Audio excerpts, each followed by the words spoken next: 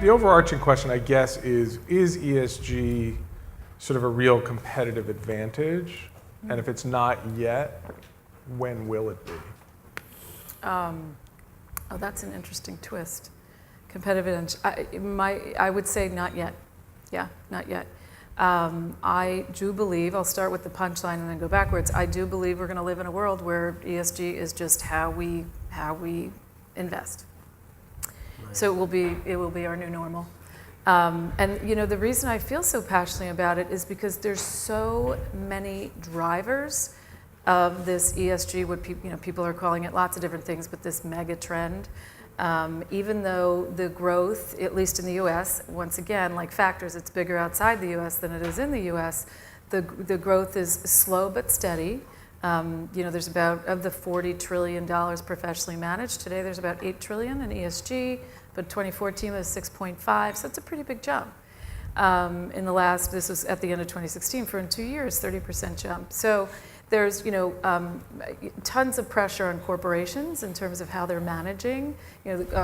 Corporate standards have risen significantly in terms of how CEOs and senior management teams, mostly from a governance perspective, are managing their corporations. The second reason is there's a massive demographic shift.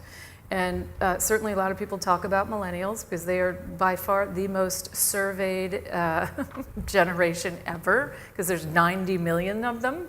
So, consumer brand companies and car companies and food companies and investment managers are surveying this demographic because there's so many of them.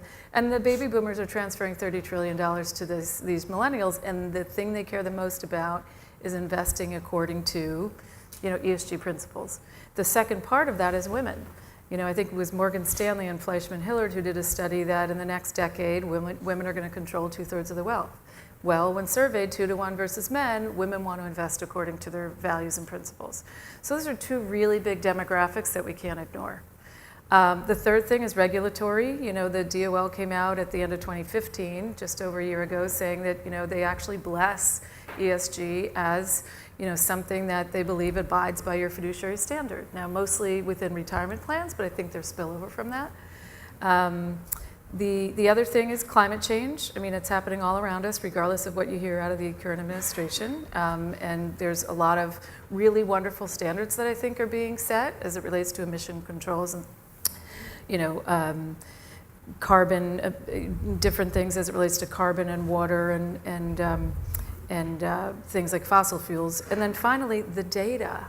Data is driving so much of what we do, and there's wonderful, wonderful access to really rich data that's non-financial data.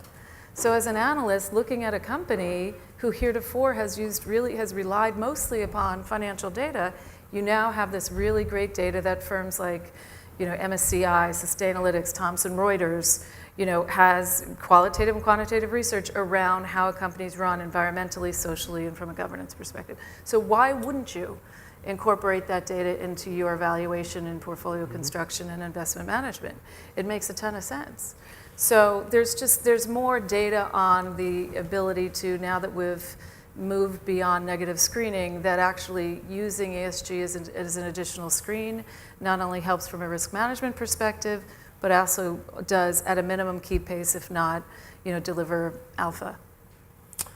So I think I just want to make 2 points on ESG. Firstly, from our 13 affiliates, TIA, which is our largest, has been using ESG as in their investment process for many, many years. So we truly believe ESG is one of the important factors when you're analyzing stock. But if I have to focus, I agree, if I have to look forward 5-8 years, ESG is a process, not a destination. It's a journey, not a destination.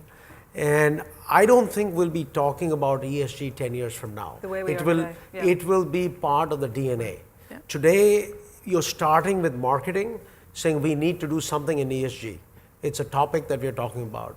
I think 10 years from now, using ESG principles like governance. Any analyst who wants to buy a stock has to look at good corporate governance. Right. It's not something that you put on a marketing brochure.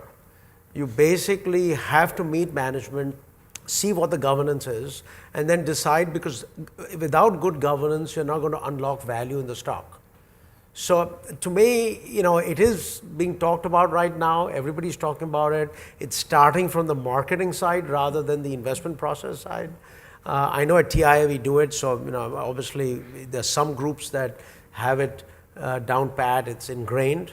But a lot of the industry is now getting up to this because it's a big thing, whether it's in Australia, Amsterdam, here in the US.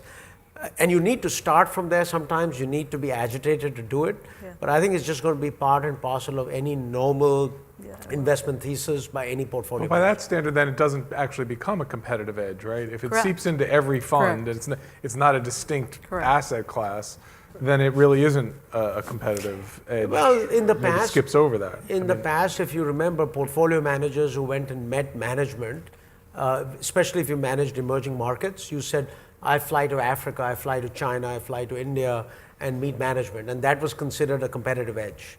Today, Oppenheimer manages their largest emerging markets fund out of New York. Right. So you don't need to have offices in 9 places. So it's become part and parcel because those managements of large firms in Brazil and India and China come to New York to meet clients. So I agree. I mean, ESG will be, I'm a big believer that it's very, very important. It's the only way, one of the ways you're going to unlock value in stocks. And portfolio managers will incorporate them in their normal analysis. Right now, we're seeing is a competitive advantage from a marketing perspective. But I think it's here to stay. Well, and companies are starting to get that too. In 2011, of the S&P 500, only 20% of the companies in the S&P 500 reported on these dimensions. Now over 80% do. Yeah. So, it's coming from the become other way mainstream. too. I think that's the point of what we are doing is it might become commonplace in terms of the investment psychology, but we are effectively quasi-mandating issuers and companies to move along this way of thinking because they realize that there is an advantage, and that's what we would in our own ESG process making that suggestive shift even for small issuers in our cases actually is pretty powerful.